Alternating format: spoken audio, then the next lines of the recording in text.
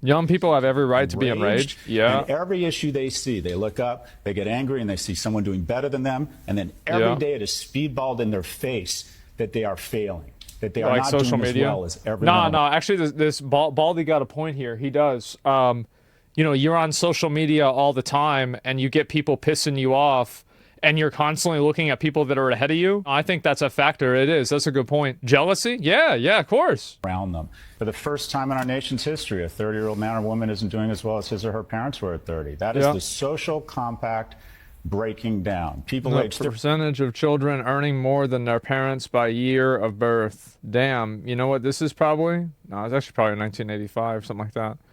But people aged 30 to 34. That's fucking crazy. 30 to 34, 60% of them in 1990 had one child. That was now me. It's 27%. People are opting out of America. They're not optimistic about it. They're not having kids. People can't have kids because they don't have money to have kids. It's really not complicated, man. Like I see people that love to complain and like talk about like, oh, we don't want to have kids. Like even the people that I see that are like, oh, we're child free. A lot of the reasons why they're child free, whenever they start talking about it, like the genesis of that was economic. Like at one point or another, it was like, you know, I had economic anxiety at one point or another, and before you know it, now I don't want to have kids. No, well, more poor people have kids than rich people. Well, there are rich people that have a lot of kids, and there's poor people that have a lot of kids.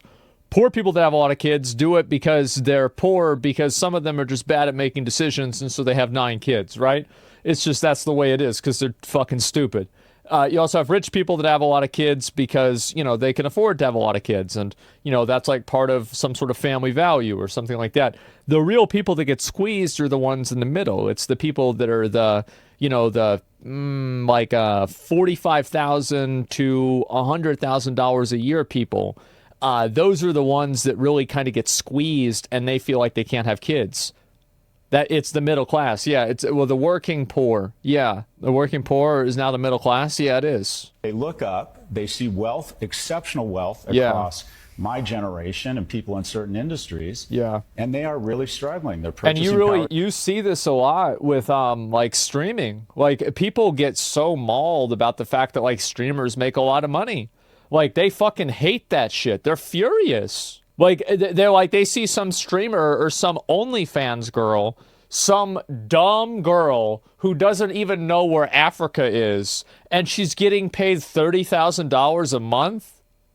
Meanwhile, you do know where Africa is, and you can't get a job. What the fuck?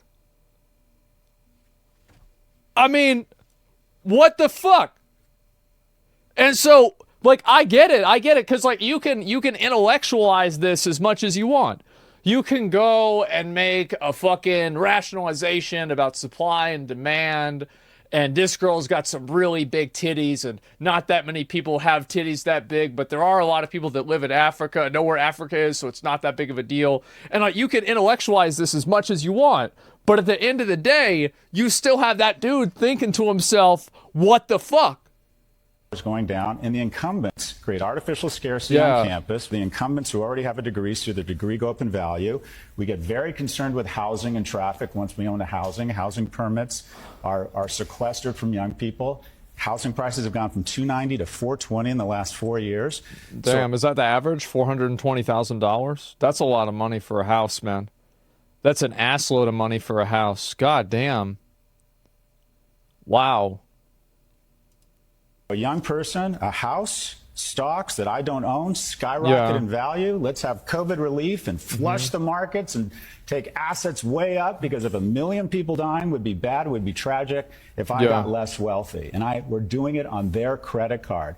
We have lost the script. Our kids are more anxious and more depressed and more obese and more addicted. And we have made a purposeful decision to let this happen by ensuring the people around this table stay wealthy at the cost of young people. That's just how it is. I think he's right. It is. He's right. And especially, like, the thing is that it's like if you are, let's say, 20 years old and you're a guy, you never have an excuse to be a loser, right? But there are reasons that you're a loser. And I think some of those reasons can be pretty good. So it's like, I think some people might get confused about a conversation like this because a lot of times it might sound like I'm saying two different things. Because it's like, it's usually not somebody's fault that they're in a position that they're in, but it's their responsibility to get out of it.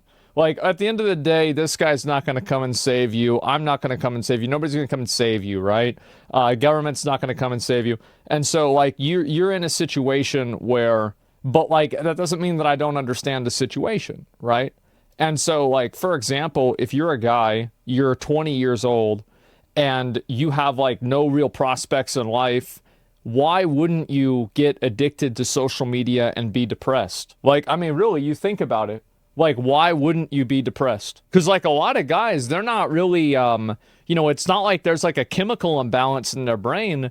They just look at the world and they say, damn, this shit's rigged. What the fuck? And so then they just play video games and jerk off to anime.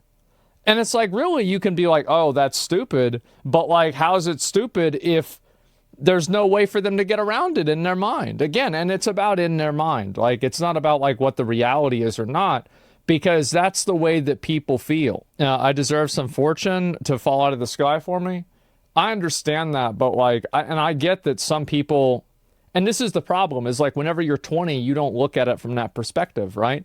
You look at it from the perspective that like, I was supposed to have this stuff.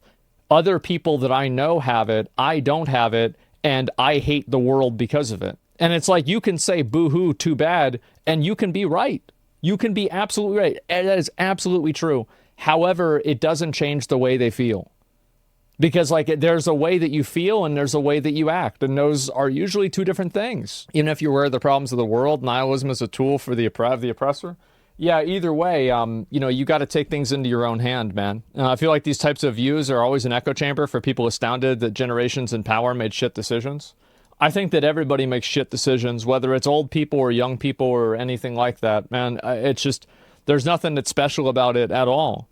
We went backward for maturity on people who are 22. They're not equipped to handle life. Well, how could they be? They spent 2 years in a fucking solitary confinement for COVID in 2 of the most formative years of their life. So, of course, they're going to have unironic arrested development because that was designed. It was designed that way. I mean, shit. It's hard to be disciplined. Yeah, it is. It is hard. And, you know, again, like just because it's hard doesn't mean you can't do it.